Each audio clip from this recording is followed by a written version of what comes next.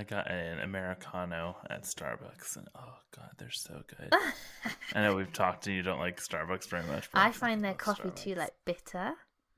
I don't know if it's the UK. Did you have a Starbucks when you were here? Yeah, I had quite a few Starbucks when I was in the UK. Do they taste actually, the same? Because it's hard because when I'm in the US, the thing that I normally get is a brewed coffee, right? Okay. And even the Starbucks in the UK, or at least the ones that I went to in London, didn't have brewed coffee. I've already talked ad nauseum about my frustrations with the lack of brewed coffee in England, but it's okay. It's okay. We're nearly over it. For me, it's just I wonder how you all can be aware that the convenience of brewed coffee is just there and exists and just routinely choose not to take it as an option. No, we just don't do it. No. Oh, is this a Patreon episode? No, this is a proper one. Oh, this is a proper one. I should probably I quit being so fucking conversational and get to the point of what we're doing.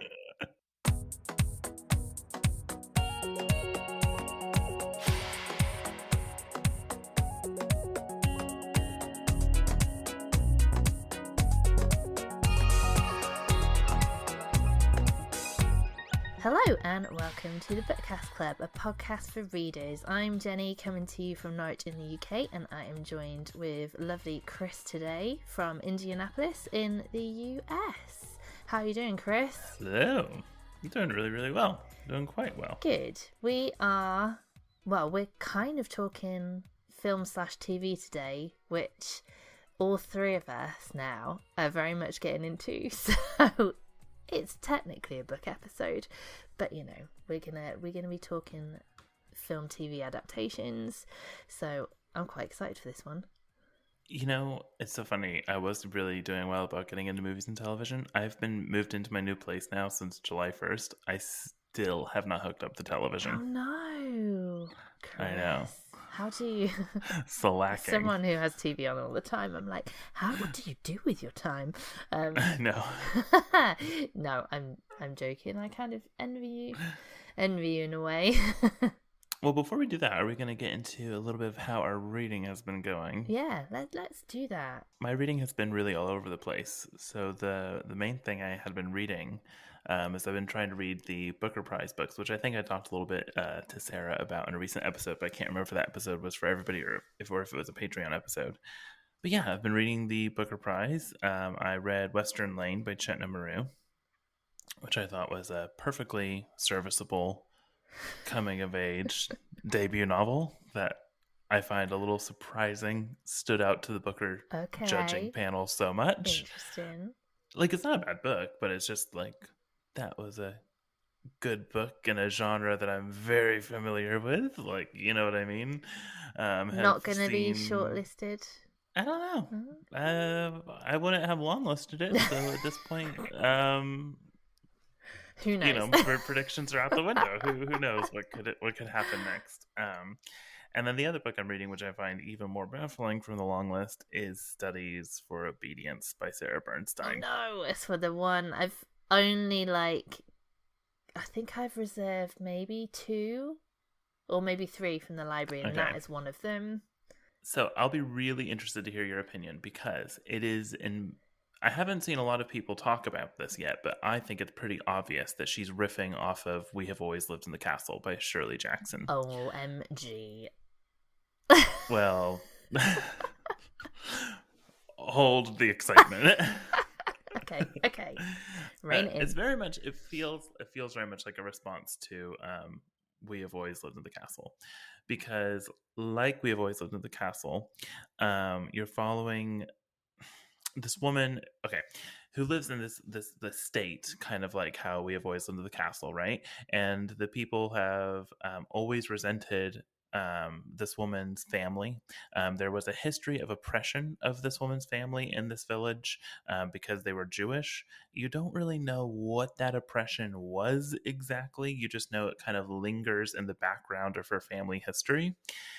And she has always been very kind of servile and subservient to her brother. And so when she arrives to help him in this estate after the death of his, or not the death of his wife, but the divorce from his wife.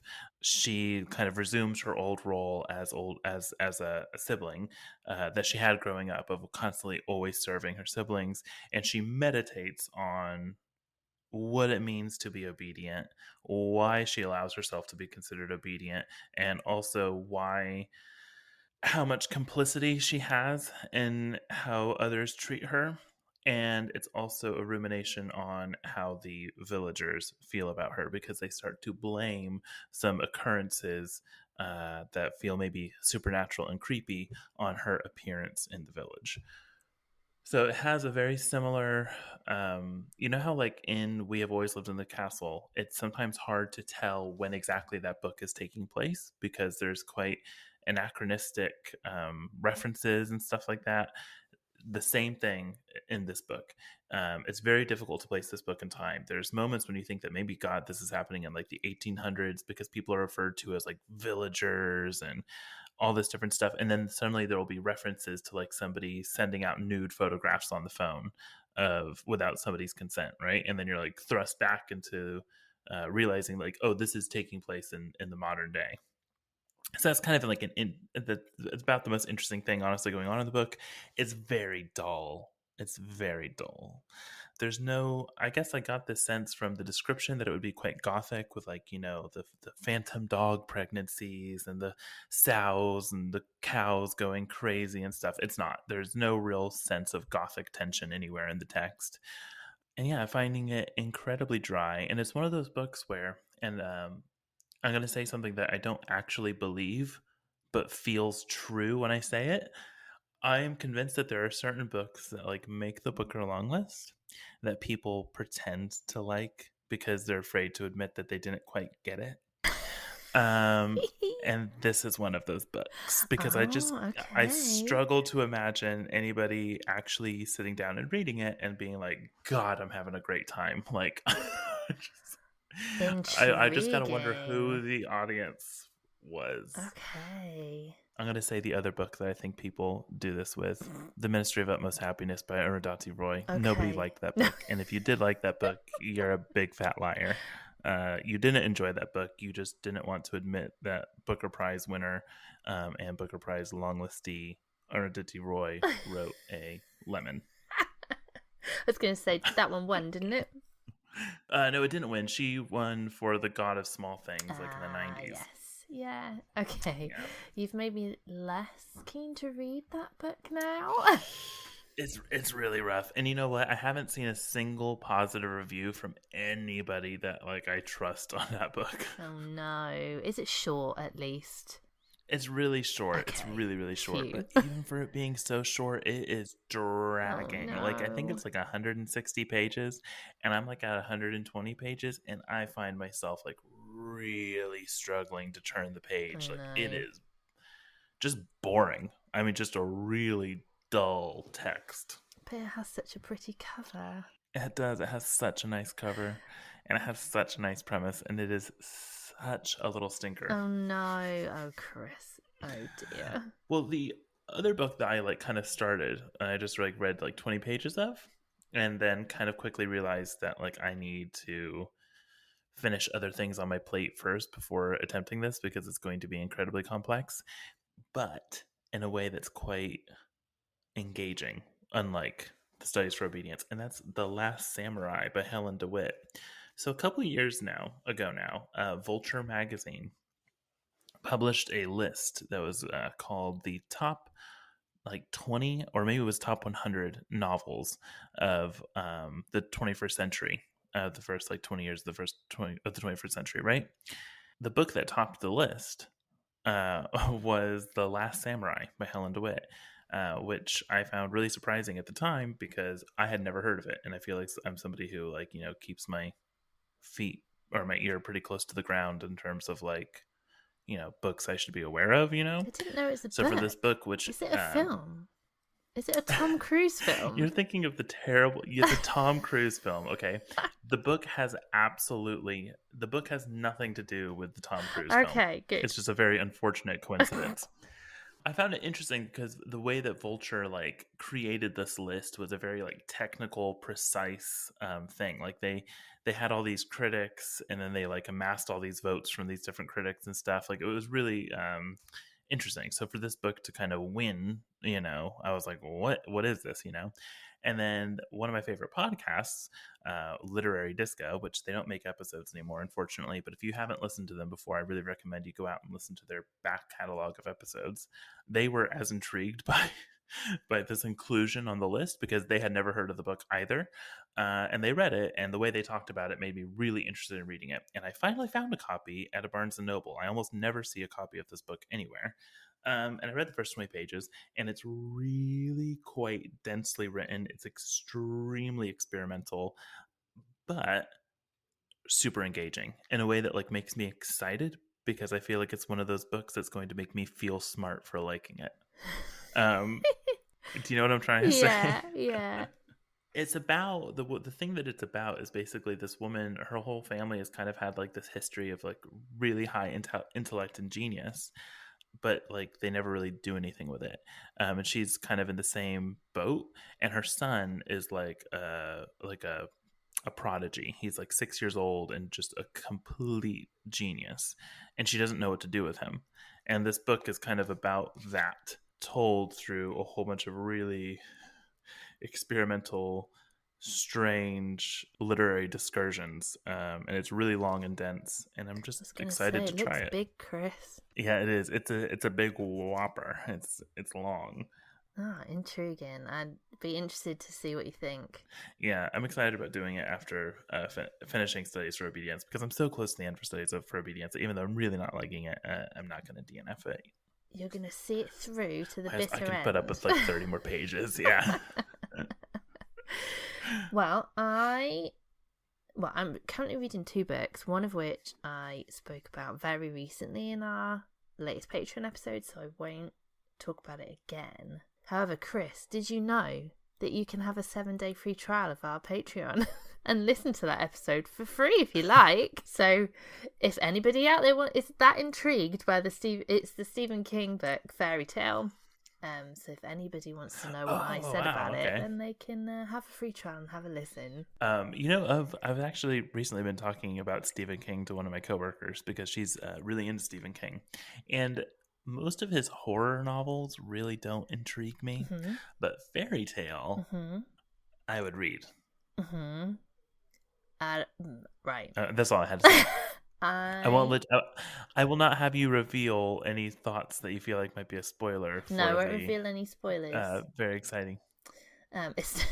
It's not very exciting. I don't think I talked about it very much. So listeners, don't feel cheated when you sign up for a 7-day free trial and you think, Jenny, you hardly talked about that book. I don't talk about it loads, but I'm not sure you'll like it, Chris. Interesting. Okay. I'm going to just put it out there. I'm not sure you'll like it.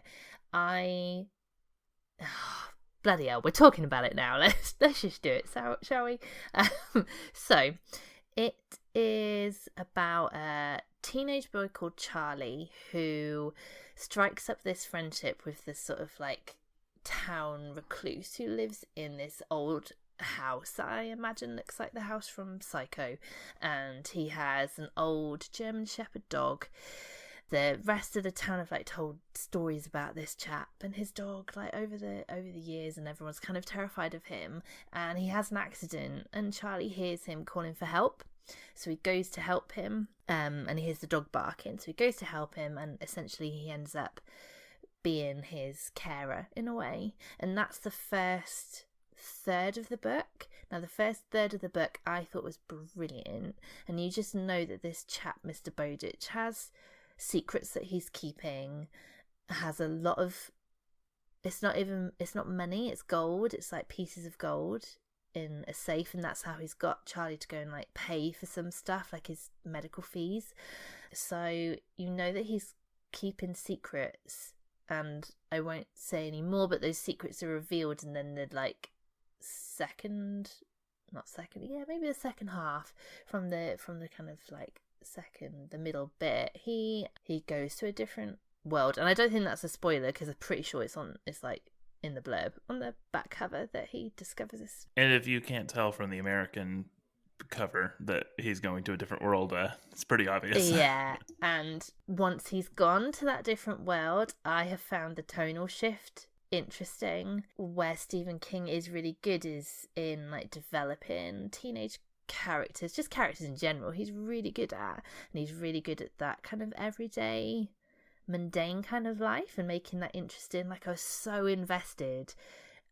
I'm not convinced he's as good at the other world, epic fairy tale world that he's tried to create, and I'm calling it now that I don't think you'd enjoy it. Interesting, because I was more interested to see what he would kind of do with like that fantasy aspect of things, but yeah, I don't think I would either. It's just, for you, it's not complex enough. Like, it's just like very piecemeal. He's going on a journey, and this happens, and this happens, and this happens, and this happens, and it's just not in depth enough. I've tried Stephen King stuff in the past, and I really don't like his writing style. Okay, you're not going to like it then, because it's very Stephen King. I tried The Dark Half, and I really struggled with the writing style. He is someone that, having not read him for years and now reading him again, he's somebody that, because he's so prolific and famous and clearly makes his publisher shit tons of money. Oh my god. His editor does not call him out on anything. I'm sure not. Well, I mean, like, it's amazing to me because I'll meet people who really don't read anything else, but they read Stephen King. You know what I mean? Like, even if they're not big readers, they've read Stephen King or went through a Stephen King phase, or are devotees. Yeah, there's so many people. I am enjoying it, and I will report back when I finish it, but I don't think interesting. I think you can cross it off your TBR if it was on there. Are you going to be excited? He's got a new one coming out. I think it's called Holly. Oh. Are you excited about that one? Are you a Stephen King devotee? No, I haven't read him for years. I have read a fair amount, not loads. Yeah. He's probably the author I've read the most of, but that's because as many people do, I read him when I was quite young. Yeah. And then got quite into a lot of his books, but I've mainly read his horror stuff from when he was off his face on drugs. So hasn't he said before that he doesn't even remember writing Cujo? Yeah, he doesn't remember writing it. Yeah. So yeah, good for him. It's I like that in Fairy Tale he has referenced Cujo, so I kind of quite like that whole that is Stephen funny. King universe, because the dogs he references it when one of the kids is telling a story about this dog. So yeah, but the other book I'm reading is Paris Hilton's memoir. What? I know. Who'd have thought? I don't know who mentioned it, but somebody that I respect said they'd really enjoyed it, and I'd started listening to something else with my audio credit, and I didn't like it, and so I got a refund. I thought, I'm gonna listen to the Paris Hilton memoir, and yeah, I'm enjoying it. She's great fun, and I've got a feeling that it's, from what I've read, she reveals a lot of stuff about her background, and it's not all good, and I think it's quite sad. And I think as an adult she's been diagnosed with ADHD, but when she was younger, I think her parents sent her to like some troubled teenage camp, where, from what I've read other people saying, she suffered quite a lot of abuse. So but so far she's just kind of talked about her party life, and she just sounds great fun and very aware of her. I mean, that's the whole thing with Paris Hilton. She's very aware of her brand and the persona she is putting out there. So actually, when you hear her talk about that, she's very sharp. So yeah, I'm enjoying it. That's really interesting, actually. I mean, Paris Hilton was growing up, she was such a fixture of celebrity gossip. You know what I mean? I mean, like, way before Kim K, you know? Yeah, exactly. Yeah, so I think she's going to delve into all that. So, again, I'll report back. Probably in a Patreon episode for everybody. That's right. Sell. I had no idea she had even written a memoir, to be honest. I hadn't until I saw someone talking about it. So, yeah, Paris Hilton. Who'd have thought? This is where we pop a little ad break in to tell you about all the different ways you can support the podcast, most of which are totally free. A really effective and easy way of showing your support is by rating and reviewing us on Apple Podcasts. There is a link in the show notes that will take you straight to the Apple Podcast page where you can write a review. If you listen on Spotify, you can very easily give us a star rating. You can also share our posts on social media. We are at Bookcast Club on Instagram, Twitter, and TikTok. And Threads, I believe. Oh, yeah. You can also sign up to our... Yes, we're on Threads? Yeah. All right, then let me say that more confidently. Sorry, I've interrupted your flow. We are at Bookcast Club on Instagram, Twitter, TikTok, and Threads. You can sign up to our free monthly newsletter on Substack, where we share even more book recommendations, our pick of the new releases, and all the latest podcast news. But the best way for us to find new listeners is by telling your book-loving friends and family about us. If you want to support the podcast financially, we do have a Patreon account. You can sign up for as little as £2 a month. We offer early access to the podcast, a close friends feed on Instagram, monthly bonus episodes, and our top tier will get you all of the above and personalized book recommendations. We get you to fill in a survey, and then we tailor our book recommendations to your preferences. We will also send you books in the post. There are over 20 bonus episodes you can get instant access to if you sign up as a patron today. We now also offer a 7-day free trial with our bonus tier. The link is in our show notes. But however you choose to show your support, we as always want to say a huge thank you. We appreciate each and every one of our listeners. Well done, Chris. I think Sarah's edited this, so she'll probably just leave that ad break as is. I wouldn't mind that, actually. I thought it was kind of funny. Oh dear, how funny. All right. Right, let's get into it. Are we going to talk scene? Should we do stuff? Sorry? Oh. Don't worry. Are we going to? Shall we? Fucking hell. Oh, I see. Shall we discuss stuff we've seen first? When you said that first, shall we discuss scene? I thought at first you meant SCENE, and I was like specific scenes we've enjoyed from adaptations.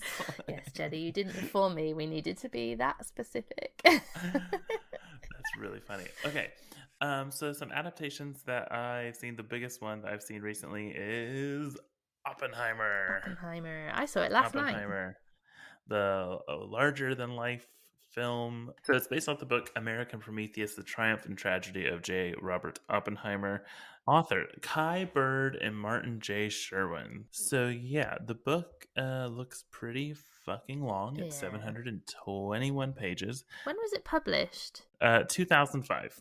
So the film, because I'm never going to read a 721 page book about Robert Oppenheimer.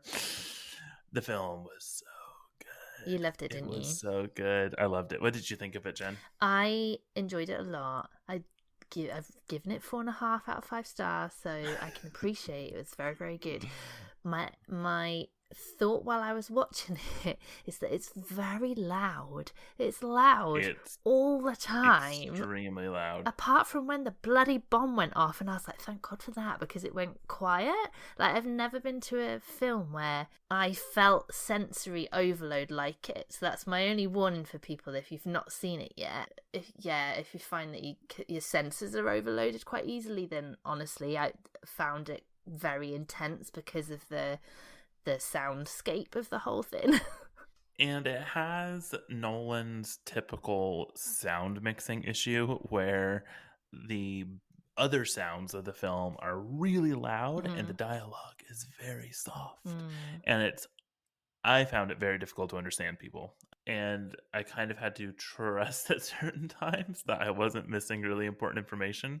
So in some ways, I am really looking forward to seeing it at home where I can turn on subtitles. And on another hand, I will be really sad when I have to watch it at home because I don't think that any theater going experience has been so rewarding. It is one of the most magnificent films to see in a big movie theater. And just so it opens up actually with a reference to the book American Prometheus, because it opens up with this just insane fire scene and the sound that sounds like this rolling train, and it just overlays on the text. It says Prometheus gave Prometheus gave fire to humans for this punishment. He was tortured for eternity or something like that, you know. And the way it's done with like the sound and this like the visual and stuff, it literally like just that alone gave me chills. Yeah, let it's alone very clever. yeah, and the acting is unbelievable. It's very good, isn't it? I think Cillian Murphy surely will get an Oscar nomination, but I think Robert Downey Jr. will as well, because they're both very, very good in it. Yeah, it's definitely worth seeing on a big screen. Yeah, and it's a tragic film. It literally made me cry in the movie theater. Yeah, it's very powerful because they don't show it. Obviously, it's called Oppenheimer, but it really does just focus on him the whole time, and so you get the sense of, you know, they've created this atomic bomb, and then he's very much told to step aside, and then America goes and bombs Japan, and it was just a very clever way of getting you to really feel how that must have felt to know that you'd created this weapon of mass destruction and it was gonna go and be used, but you had no concept of like what was going on and when they were doing it. And yeah, it's a very good film. And I think that the kind of presence of like the film got like quite a, you know, there was some discourse in the film around the fact that like there's no depiction of Japanese people whatsoever. There's no depiction of like the Japanese victims. And I felt like you were supposed to feel them in the silence. Like you were supposed to be like uncomfortable. Definitely. You know, like you learn the news of the bombing of Hiroshima like on the radio. Like Oppenheimer learns about it on the radio the same way that like everybody else does. And so all this suffering and stuff that he's caused, left and that he has such intimate he has such intimate knowledge of what exactly that suffering is and exactly what it looks like, and yet he has to hear about it through this like incredible distant remove, you know what I mean, and just like what that does to his psyche. It's way more powerful. Yeah, it's so amazing. And there's a scene towards the end of the film where he's given like a speech after the bombing of Hiroshima. It's like probably one of the most powerful scenes of any film from like the past 5 years, and it really got me. That's the bit that I was like, my head's going to implode. Yeah, it's overwhelming, but it's massively so.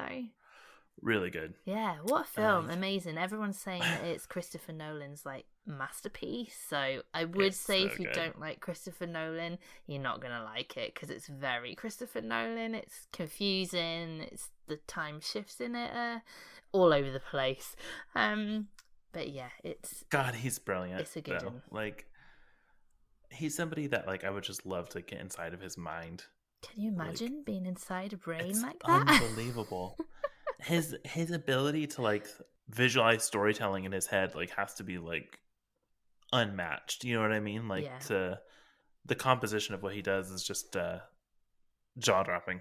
Yeah, agreed. So yeah, we enjoyed. We're big fans. Oh dear, are we done with Oppenheimer? Yeah, I think we're done with Oppenheimer. We'll have an Oppenheimer episode otherwise. So the TV series I was going to mention, it's obviously Daisy Jones and the Six. Have you watched this? No. And we talked about it when I was visiting you in the UK, didn't we? Did we? Yes, we talked about it in Mercedes, didn't we? At the cafe. Yeah. I really liked it. I really enjoyed the book. People must know what Daisy Jones and the Six is about by now. It's a book by Taylor Jenkins Reid.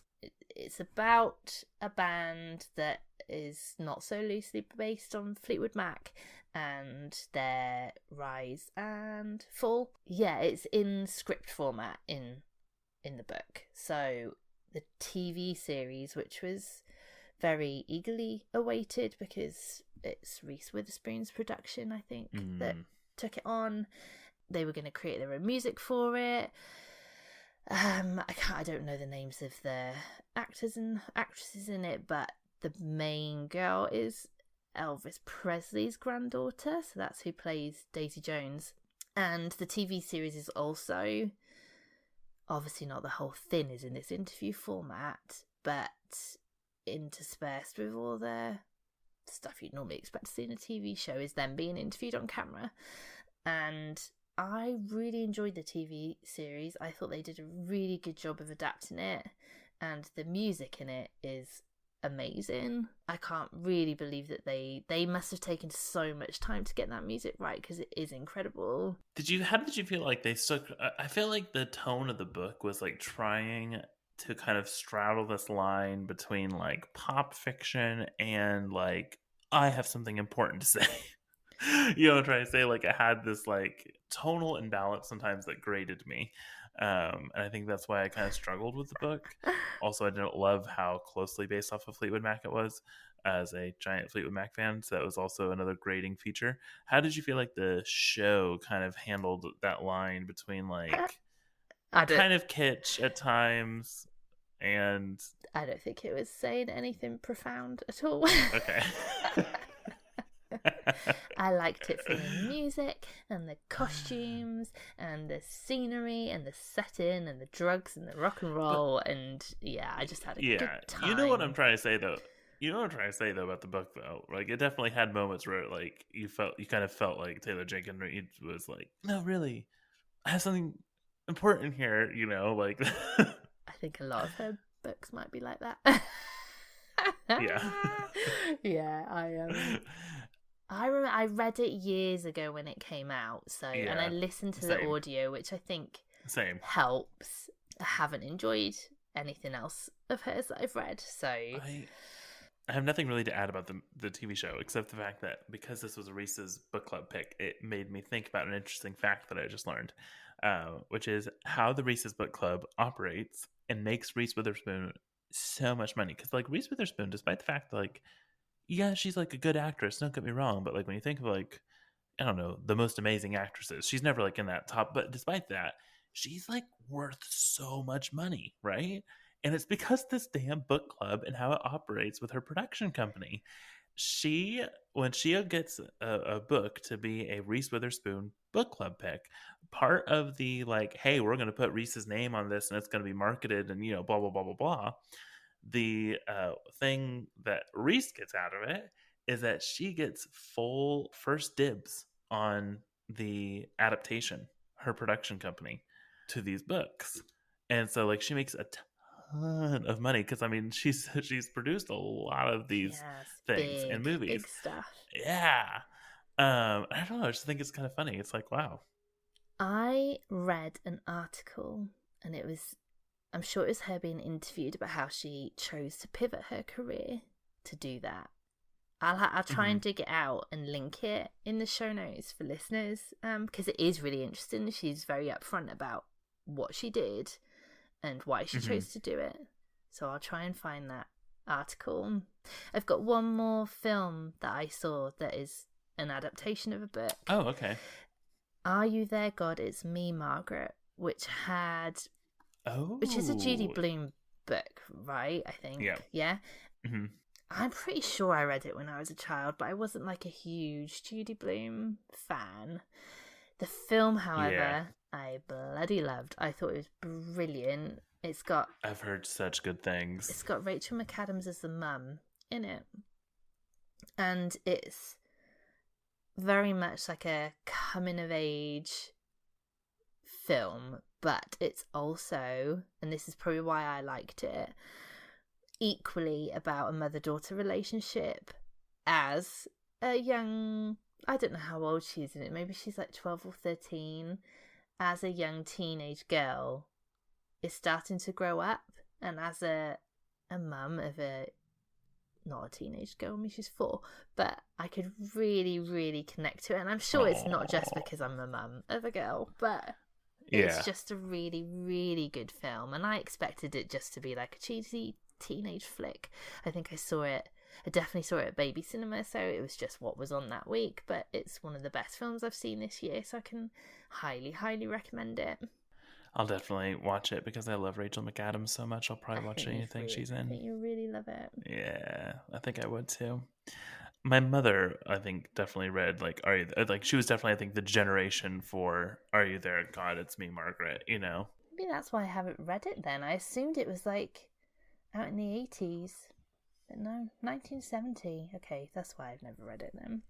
It was like, wasn't it like really controversial because it was like actually discussed periods. Like, that was the big, like, Yeah. crazy thing that made it the big standout book in the 70s. I feel like Ooh. there's another Judy Blume book that talks about a penis as well. Oh. Oh, Judy dear. Blume is such a wonderful person. Yeah. I love watching interviews with her. The other adaptation, since, yeah, I'll talk about one more. The other adaptation was actually a rewatch for me. So season 2 of The Wheel of Time is coming out on Amazon Prime. And so I rewatched season 1 of Wheel of Time. So I don't think I've really talked about it much on the podcast, so I'll explain a little bit my history with Wheel of Time. Wheel of Time is a 14-book epic fantasy series. It's a big, gigantic nerdgasm that it's just like, it is what it is. It's not great literature by any means. I read the first 5, maybe 6 books before bailing on the series. I don't think it's very good. And it's bloated and it goes on way too long. And somebody should have edited the shit out of Mr. Robert Jordan.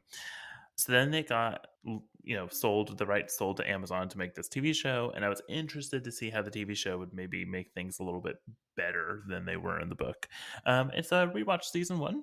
And I gotta say, I think they did a pretty okay job. I think, like, as far as doing as good as they could have done, given some really shaky elements of the source material, it's okay. I think if you're looking for a fun epic fantasy series to get into on television that, like, is somewhere in between, like, Lord of the Rings and Game of Thrones and its audience, you could do a lot worse than what Amazon Prime did with The Wheel of Time. There's some shaky elements, but the ending is bad. The ending of the first season is not good, but the journey there has some pretty good, strong points. So now we're going to moving on to what is coming out in the next year or so.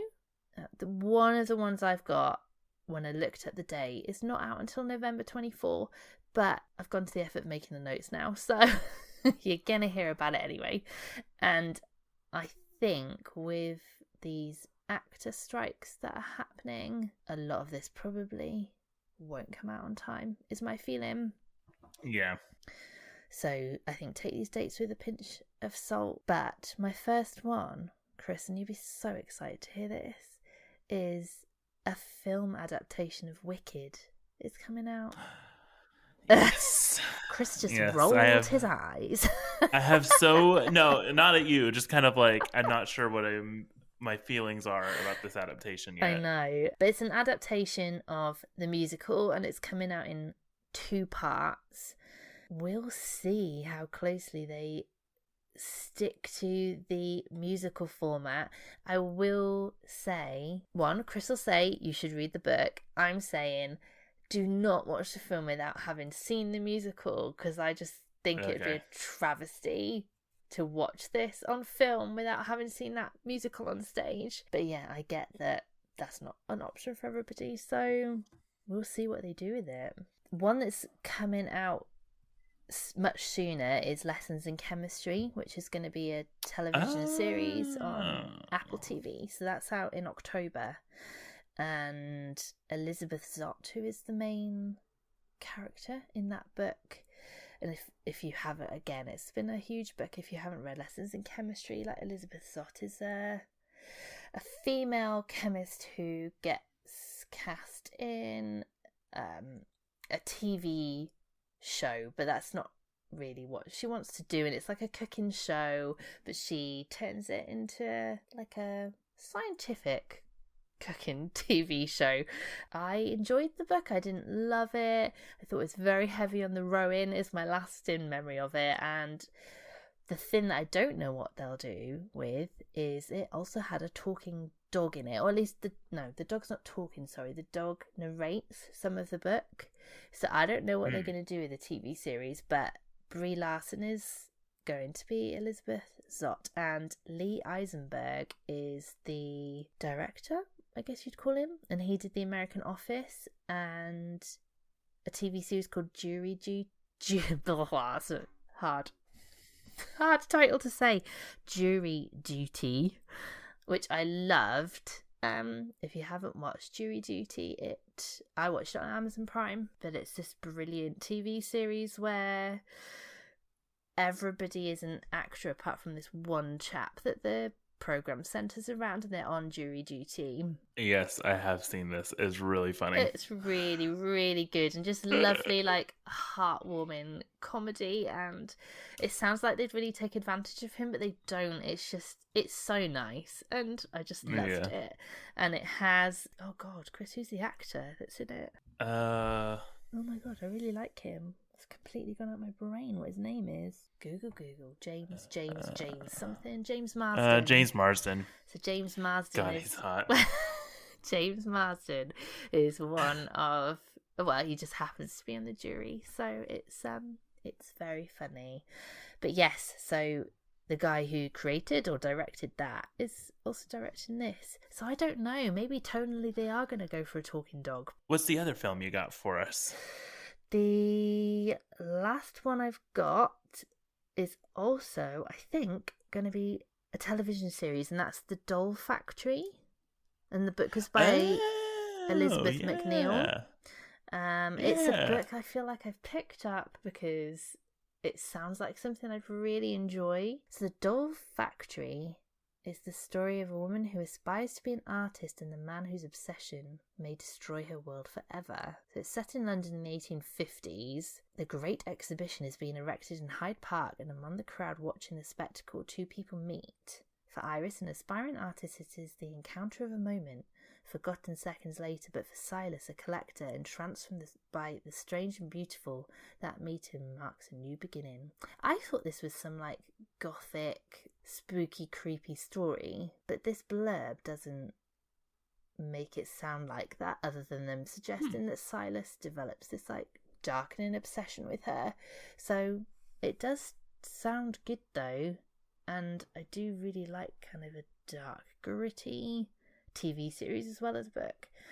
But I feel like I should read the book first. I only have two. And the two that I'm looking forward to are Dune Part 2 from director Denis Villeneuve and starring everybody's favorite twink, Timothée Chalamet. Chalamet. That's how you have to say that. Chalamet. I don't know why, but whenever we talk about him in this house, that's how you have to say it. Timothée Chalamet.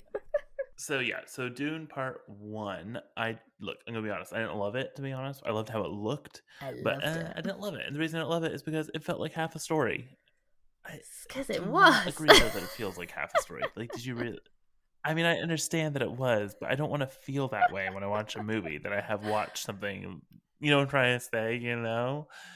So anyway, I didn't like that aspect of it. Also felt like it did the first film, and I still feel this way. I think that the first film does not a great job of explaining what the hell is happening to the audience. I felt very confused when I was watching it. Not so much in the sense that I didn't know what was happening, but in the sense that I didn't understand like what people's motivations were. You know what I'm trying to say? Why? Like what? You know? Yeah, exactly. Like the political motivations of all these different like power players, and especially like the Bene Gesserit.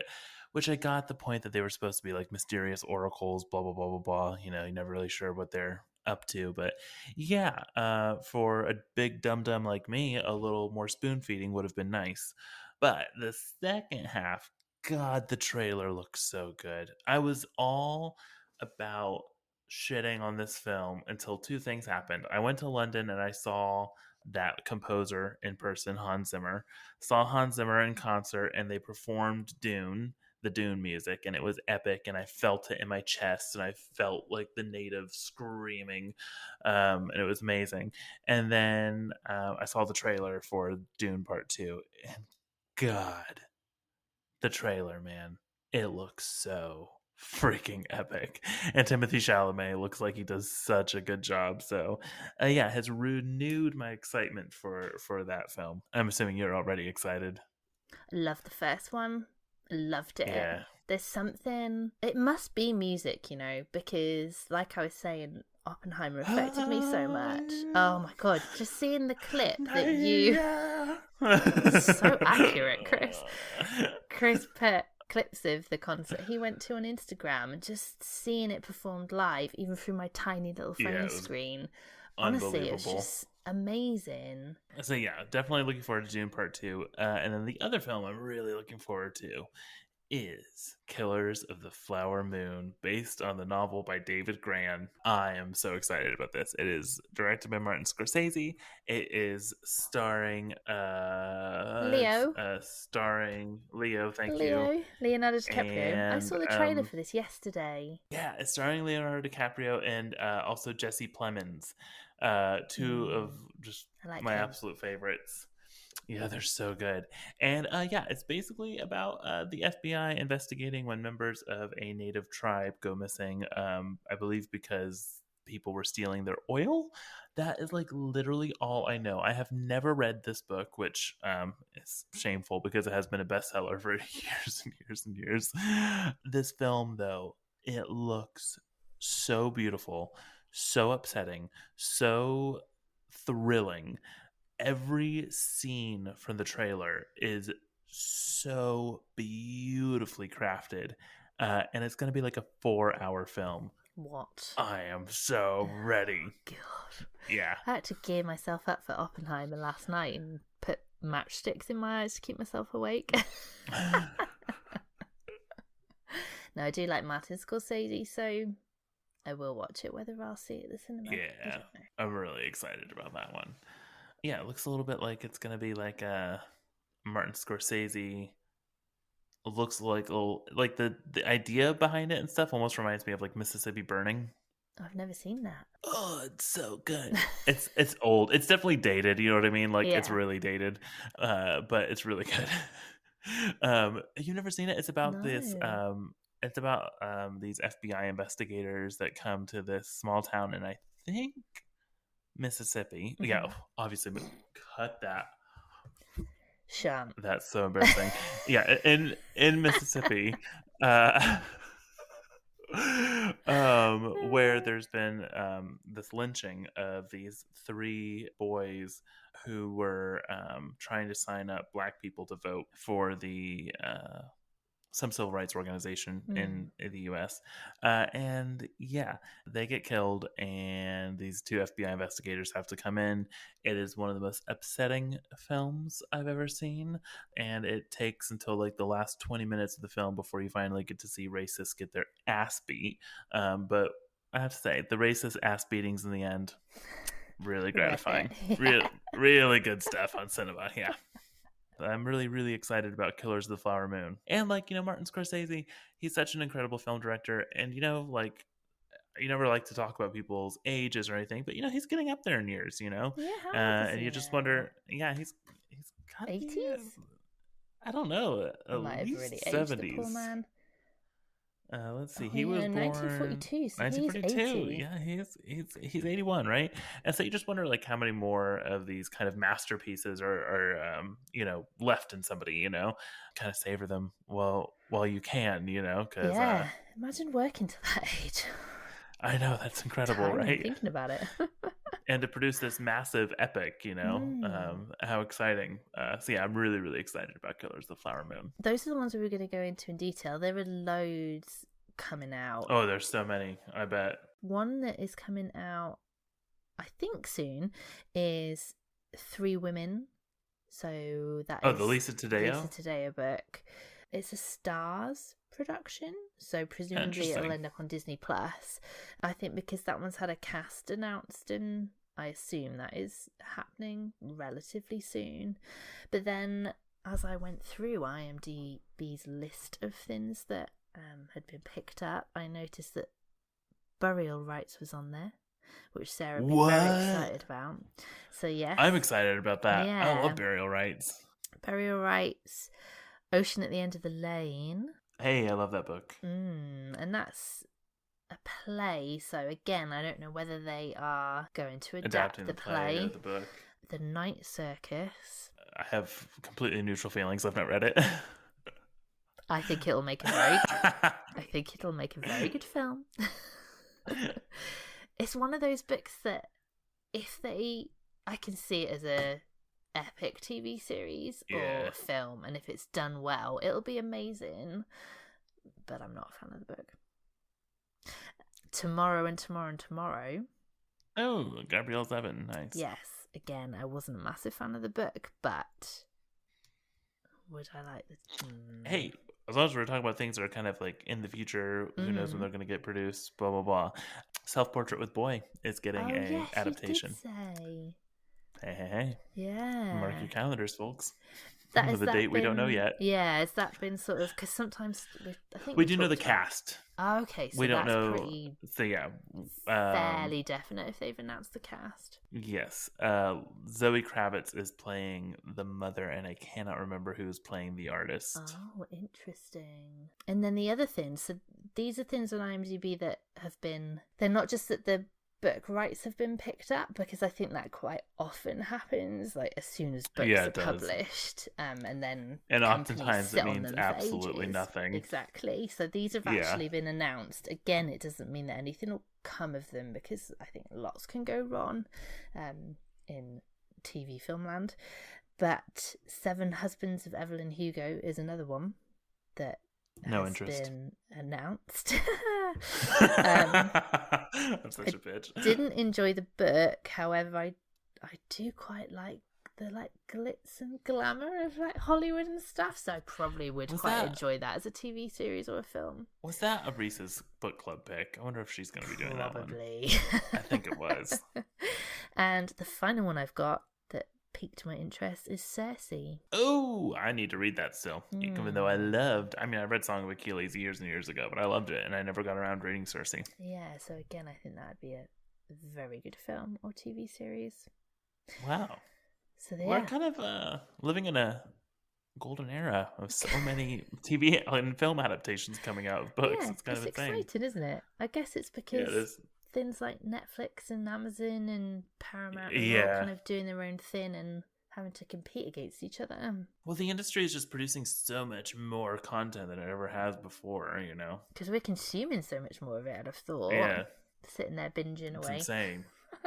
I hope you enjoyed listening to that episode. The last time we did it was quite popular, which really surprised me and Alice, because it is just us looking up book adaptations. But I think it's safe to say that we're all starting to love film on this podcast. So maybe we're going to start mentioning our watching of film adaptations from now on. We'll see. Yeah, absolutely. That might be on the Patreon that you can get access to with a free trial. Well done, Chris. Get it in there again. We're sure we've only done it 3 times this episode. But yeah, so thanks for listening, everyone. Thank you very much. There are loads of ways to contact us with questions, ideas, or feedback. You can email us on thebookcastclub@outlook.com, or you can get in touch on Instagram where we're at bookcastclub.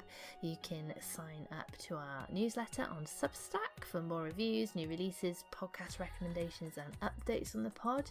You can also chat to us in the comments on there, and if we haven't mentioned it enough, you can check us out on Patreon, where you can get a 7-day free trial, and we do encourage you and hold no hard feelings if you have that trial and then cancel. That's fine. We just like people to listen to us. So yeah, thanks for listening, and we will be back soon. Bye-bye. Bye.